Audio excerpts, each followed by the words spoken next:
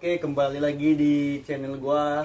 Di video kali ini gua udah kedatangan dua teman gua yang mau menceritakan di suatu perjalanan menuju Gunung Slamet, tepatnya di Jawa Tengah. Dan kita kenalan dulu dengan siapa nih? Gua Mutakin, sering panggil Bolang.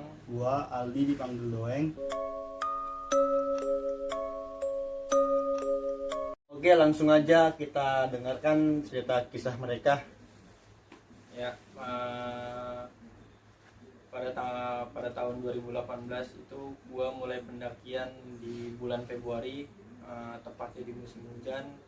Gue dari Jakarta berlima orang, di antaranya teman gua satu Doeng, satu lagi namanya Dimas, dua perempuan yaitu satu cewek gua yang namanya Fenty, yang satu lagi temen cewek gua namanya Rani. Kita mulai pendakian itu di jalur Guci, tepatnya base camp kompak. Kebetulan di sana juga ada kampung gue, jadi gue sebelum pendakian itu kita transit dulu di sana, dan gue di sana bertemu teman-teman gue juga anak Tegal sekitar 5 orang, yaitu 3 orang laki-laki dan 2 orang perempuan juga, sama kita total jumlah pendakian itu ada 10 orang. Nah, kita mulai perjalanan ke base camp itu kisaran jam 9 ya. Jam 9 lah. Jam 9 kita jalan ke base camp. Sampai base camp kita kebetulan untuk base camp itu kita masuk ke base camp kompak, bukan di base camp Gupala Edelweiss. Kita harus masih di sana, bersandar ya sebentar, bongkar sedikit kesiapan di kereta kita.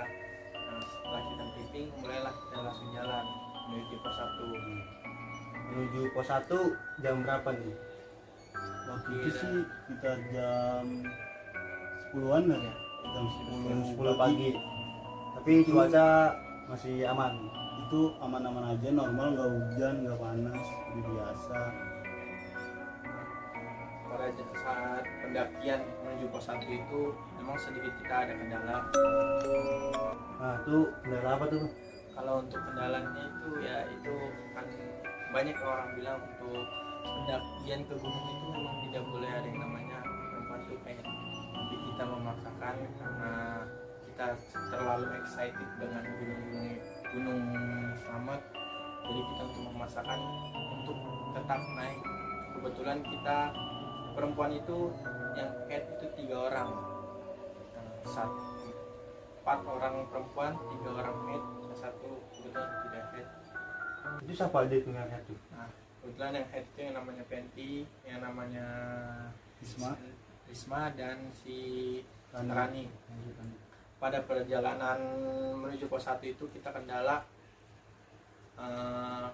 yang bernama Risma itu mengundurkan niatnya untuk mundur, tidak memaksakan karena dia kebetulan head hari pertama, jadi terlalu sakit mungkin, dan juga dia tidak membebankan teman-temannya, jadi dia memutuskan untuk mundur. Tapi tetap lanjut atau gimana itu? Kalau untuk yang lain tetap lanjut, cuman yang satu orang ini di Risma dia tidak mau merepotkan temennya, akhirnya dia memilih turun sendiri Emang berani? ya. Kemungkinan itu jaraknya belum terlalu jauh dari base camp, jadi ya kita berpikir positif aja lah, dia sampai. Dia sendiri ke bawahnya apa sama siapa? Sendiri aja udah. Nah, yang namanya Risma itu kan udah sampai bawah, berarti lu udah langsung naik apa gimana? gua tetap naik. Jadi total kita 9 orang, kita tetap naik. Di situ juga kita kendala lagi di beberapa kilometer kemudian dari tempat Risma untuk memegang ini, kita kendala lagi yang bernama Rani itu mengalami namanya lelah juga dikarenakan head, tapi tetap dia memaksakan untuk naik.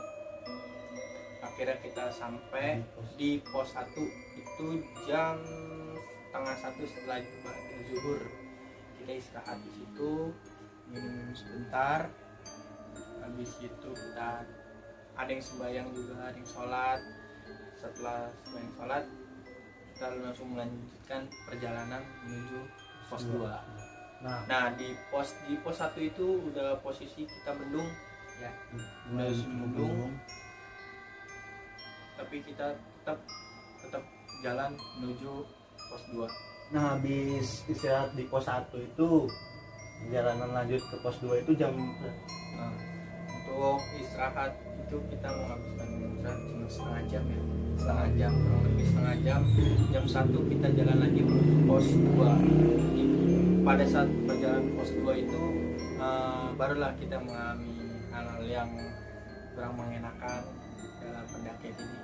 Kita pos 2 itu mengalami kena namanya hujan, dan yang bernama Rani itu udah mulai namanya lelah, udah mulai namanya capek juga, ngedrop, tapi dia tetap memaksakan untuk naik di pos 2. Nah, udah pas hujan posisi itu lu pada udah siapin jas hujan apa enggak nih? Perlengkapan alhamdulillah kita udah safety dari rumah, kayak mulai dari jas hujan kita udah bikin dulu awalnya, saudara semua udah lengkap semua lah, kita bawa semua.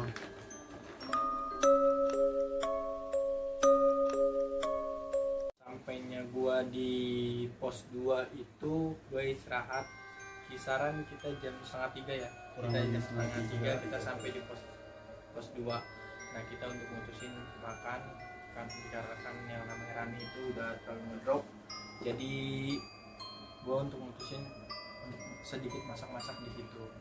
Dan yang namanya Rani itu masih lanjut apa stop di situ dan dia balik ke base camp awal? Dan kita sempat menanyakan ke dianya apakah dia ingin lanjut atau turun, dia tetap kekeh ingin naik. Dan akhirnya habis kita istirahat makan, kita langsung lanjut menuju pos 3. Nah, pada saat itu perjalanan menuju pos 3 itu kita mengalami hujan yang nggak terlalu lebat, cuman ya gerimis lah, kita bisa lepek lah badan gitu, badan bisa lepek, Cuman kita udah pakai jas hujan. jas hujan. Tapi kita pada saat perjalanan itu, perjalanan via Gucci itu emang menantang. Perjalanan menuju pos 3 itu ibarat kata ya masih rawa lah, rawa. Oh, masih banyak-banyak pohon-pohon tinggi ya. Ya, pohon itu bisa sampai di pala, menutup jalan, batang-batang yang jatuh. Itu jalan bener-bener setapak doang, nggak bisa buat kanan kiri sampingan berdua gitu Bang. Nah, jalanan itu becek parah atau hanya lintas air aja gitu? Kalau jalan sih emang dia tanah, cuman nggak terlalu becek, nggak, belum batu, masih tanah. Di perjalanan pos 2 menuju pos 3 itu ada lagi nggak nih kendala? Kendala mah ada waktu itu, jadi posisi gua kan sweeper di belakang ya. Nah di depan gua tuh ada si Rani sama Dimas. Ceritanya Dimas di depan Rani. Nah jalannya cukup lumayan terjal sih, kita agak nanjak gitu. Cuman di situ tuh si Dimas ini ngomong dia kayak muter di tempat yang sama 2 kali. Gue kurang tahu dia benar atau enggaknya kan ya kan, apa dia halusinasi. Gue bilang sama dianya, mungkin lu halusinasi aja kali. Dan akhirnya gue melakukan perjalanan lagi tuh seperti biasa jalan, dan itu perjalanannya juga udah cukup lumayan parah kalau gue bilang. Kirinya jurang, kanannya kayak pohon-pohon rawa-rawa begitu. Di posisi Rani itu yang sedang oleng lah maksudnya, itu yang menjagain dia siapa itu? Itu otomatis kan gue sweeper ya, mau nggak mau gue kan jagain temen gue yang paling belakang lah ibarat kata ya, karena dia udah mulai agak ya niat gak niat lah kalau jalan mah agak udah lemas. Gue akhirnya agak majuin dikit untuk deketin biar nggak terlalu jaraknya sama dia. Gue jagain dia, gue sambil jalan pelan-pelan nonton dia. Di situ dia udah kayak mulai agak ya nangis sedih dikit dah. Akhirnya gue sampai tuh di pos 3. Dan sesampainya di pos 3 jam berapa? dan suasana atau cuacanya itu gimana? Untuk namanya pos 3 itu kita sampai jam 4 dan cuaca pun mendung. Jam 4 kita langsung menuju, tanpa istirahat kita langsung menuju pos 4. Nah di pos 3 itu kita kendala yang bernama Rani ini udah benar-benar drop, dan kita pun berpikir kalau kita turun pun kita nggak mungkin dikarenakan kita posisi udah sore. Akhirnya mau nggak mau yang namanya Rani itu dengan Kita kong kali kong lah, kong kali kong dengan siapa yang ingin membantu dia menggendong. Akhirnya kita kayak milih lah salah satu siapa untuk gantian menggendong dia. Jadi ada salah satu teman gua yang dari Tegal ini yang namanya Raja, karena dia orang situ asli yang sering bolak-balik yang gunung situ juga. Akhirnya lah Raja yang memutuskan untuk menggendong si Rani ini untuk menuju pos 4. Pada saat perjalanan pos 4, Raja pun mengalami kondisi yang lelah dikarenakan dia harus menggendong-gendong si Rani. Pada saat Raja udah lelah juga menggendong si Rani, itu apa yang lu putuskan tuh semuanya? Nah, untuk di situ kita mutusin untuk berhenti dan untuk berkata kita relaksasi untuk si Rani ini. Tapi posisi di situ sudah jam mau maghrib, kisaran setengah enam kita berdiam diri di situ, kita berunding gimana untuk keputusannya, dan akhirnya Si Raja pun memutuskan, dia ngomong dia udah nggak kuat untuk perjalanan selanjutnya, dan akhirnya kita benar-benar buka camp di tengah-tengah jalan, dan posisi itu sudah miring. posisi kita mendirikan tenda itu miring, benar-benar miring karena itu di jalur, bukan tempat camp tapi jalur. Sebenarnya sih tidak boleh Sebenarnya nggak boleh juga di situ, cuman ya karena keadaan karena darurat. darurat, jadi kita Mau nggak mau lah. mau nggak mau langsung tetap di situ. Nah untuk si Rani ini posisinya sudah lemah, udah lemes, sudah lemah Ya, semua. kita bukain sepatunya, kita kasih olesin minyak kayu putih. Di situ dia langsung nangis kejar-kejarnya. Nah di situ gue bingung tuh kenapa Rani itu bisa nyampe kejar. Akhirnya kita buka tenda darurat, kita buka tenda semua di situ, kita mutusin untuk bermalam di situ juga. Pada saat azan maghrib selesai dan Rani pun makin keras untuk nangisnya. Akhirnya si Rani masuk tenda dan cewek gue yang namanya Fenty itu masuk untuk menggantikan semua pakaiannya, dan disitulah kita mulai puncaknya yang namanya mistisnya selama kejanggalan selama di situ. Dan kita berpikirnya tuh di situ dia kayak kena gejala hipotermia. Kita kurang tahu lebihnya karena kita kan memang belum tahu juga. Kita udah berpikirnya takut dia hipotermia aja. Akhirnya mau nggak mau si Raja bangun api unggun kecil-kecilan, cuman keadaan langsung hujan lagi. Sebagian pun menangani, sebagian pun bangun tenda lagi untuk menyelamatkan dirinya masing-masing pun juga. Jangan sampai yang satu udah kena, yang lain pun juga kena juga, nanti bakal ribet ya kan. Berarti di situ saling melindungi juga ya, saling membantu juga. Terus apa yang dilakukan di dalam tenda itu? Nah, kurang lebihnya dia lebih tahu. Nah, untuk di dalam tenda itu gue yang ngerasain sendiri. Gue di dalam tenda itu ada berempat, Rani, cewek gue, Fenty, sama si Wiwin. Di dalam tenda itu kita Rani semakin menangisnya semakin kencang, semakin menjerit-jerit. Nah pada saat posisi di dalam tenda itu, posisi Rani itu dia udah kedinginan. Jadi kita melakukan pertolongan pertama untuk si Rani ini.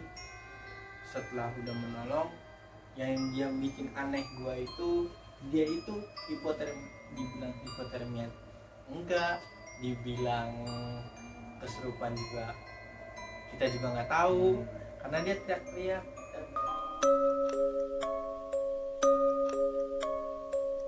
kira-kira itu berlangsung berapa lama gitu? Dari mulai setelah Sebelum maghrib, maghrib.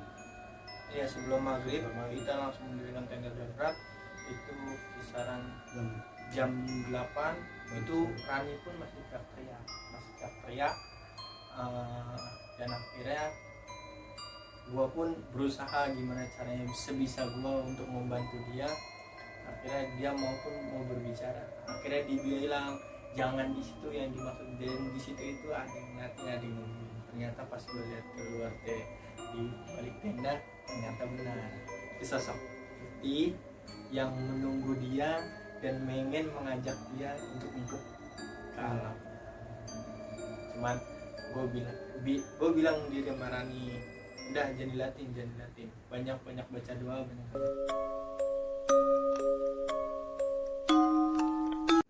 Di situasi itu teman-teman lu pada lagi ngapain gitu? itu alhamdulillah tenda udah berdiri semua, jadi gua bangun 3 tenda nih, yang satu gua duluin buat khusus si Rani ini untuk nanganin. Nah kira gua beresin itu, yang satu tenda diri udah kayak copok camping, pokoknya gua bener-bener buru-buru biar supaya kita nggak kedinginan, kita ganti salin. Yang satu tenda itu buat naruh keril, yang satu nih buat gua 5 orang lah di tenda itu untuk ngadem, ya kan, masuk ke dalam ganti salin. Itu di situ masih agak hujan, memang cukup lumayan, petir juga pun. Berarti posisi agak-agak kayak badai gitu ya. Ya, Terus temennya itu ada yang lagi sedang buat atau makan makanan atau kopi Itu segala macam.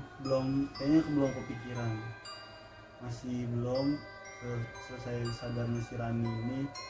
Akhirnya pun kita menunggu hujan agak redahan dikit juga pun untuk kita masak, baru kita bisa masak. Akhirnya hujan reda nih, kita keluar, kita bersihin tenda yang buat taruh keril kita nih. Itu udah bener-bener kayak parah banget, udah banjir, udah air udah masuk semua nih. Akhirnya kita lapin, bersihin sedikit. Di situ kita baru mulai masak-masak, seduh kopi, seduh air hangat buat si Rani ini. Jadi posisi ngecamp itu di tengah-tengah jalan nih, Itu di tengah-tengah jalan, jadi posisinya turunan, mau nggak mau jadi air yang dari atas turun ke bawah, masuk ke gitu, tenda gitu. masuk langsung ke tenda.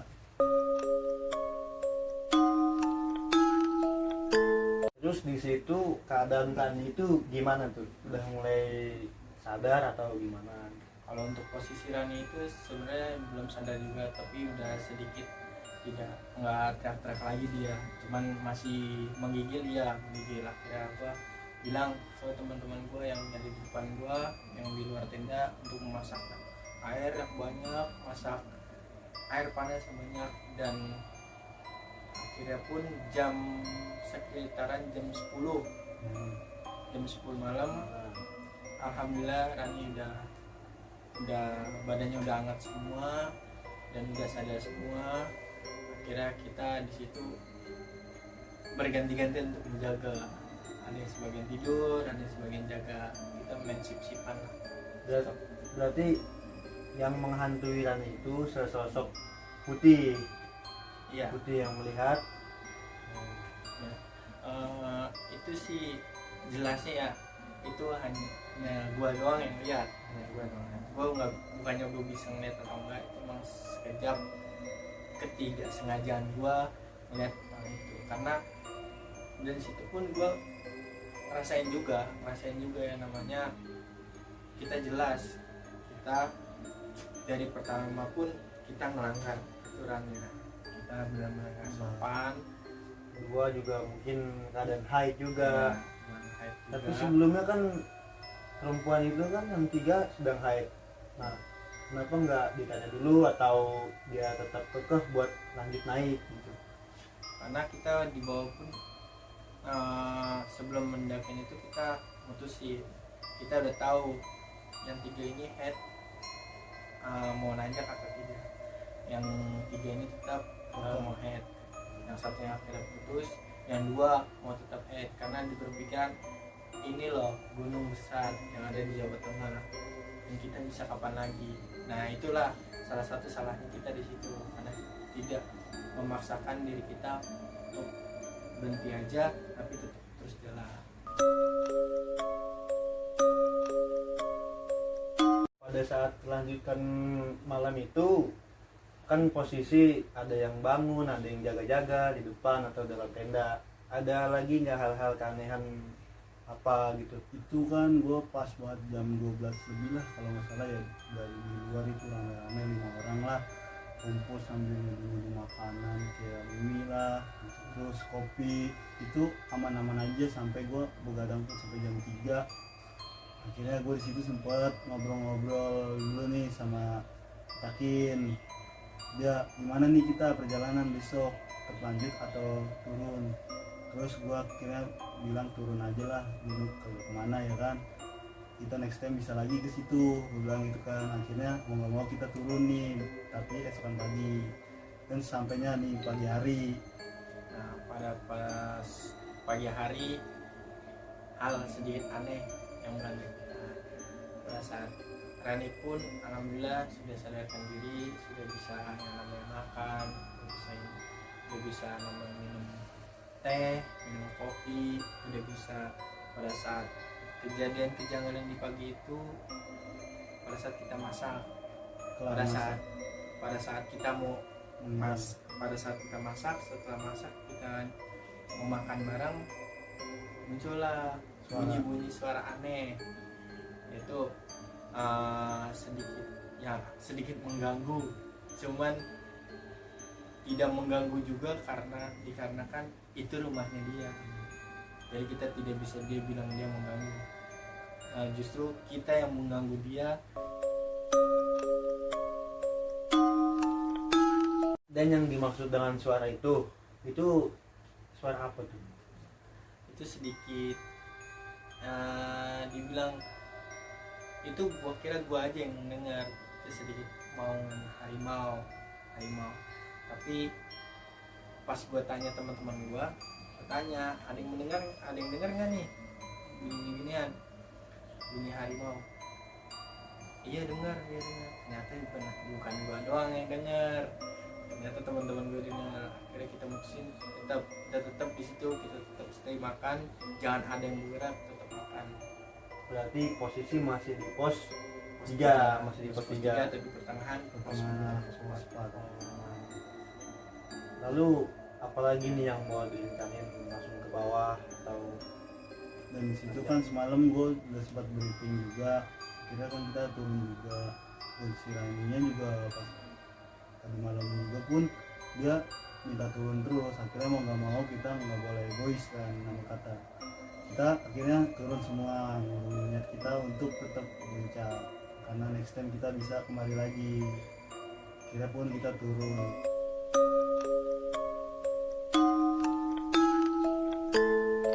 Dan posisi berarti udah hari kedua, Iya. ada niatan nanjak lagi atau tetap turun ke bawah? Posisi kita habis makan itu kisaran jam 8 dan kita mutusin untuk turun dikarenakan cuaca yang kurang bagus juga, dikarenakan posisi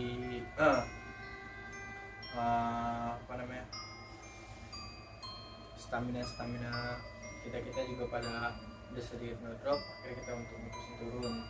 Pada saat kita mutusin turun, setelah kita packing sedikit agak menghambat karena kan kabut yang tebal, jadi kita untuk diam sejenak untuk turun.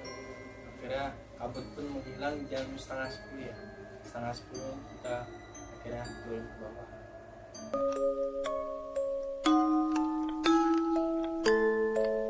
Dan akhirnya kita sampai di base camp kompak jam 3 sore. Berarti sampai base camp kompak itu sekitar jam 3 sore ya. Tapi keadaan semua teman-teman anak-anak selamat atau ada kendala lagi? Alhamdulillah semua 9 orang selamat. Nah itu dia tadi cerita teman gua Takin dan Aldi pada saat perjalanan di suatu gunung, yaitu Gunung Slamet, tepatnya di Jawa Tengah. Kira-kira ada saran dan tips yang supaya pendaki lain tahu? Untuk tipsnya sih, yang satu kita menaati peraturan yang ada. Terus yang paling penting itu fisik dan mental. Dan jangan lupa untuk setiap para pendaki, kalau mau mendaki gunung manapun, kita harus menyiapkan namanya perlengkapan yang safety. Jangan lupa obat-obatan dan perlengkapan gunung yang lengkap. Saran gue cuma satu, jangan memaksakan kehendak jika tidak ingin terjadi hal yang tidak diinginkan. Nah, gue nambahin sedikit catatan, ingat, gunung itu bukan rumah kita itu tamu. Jadi kita harus tahu gimana caranya kita bertamu. Jadi jangan sampai kita sembarangan untuk bertamu.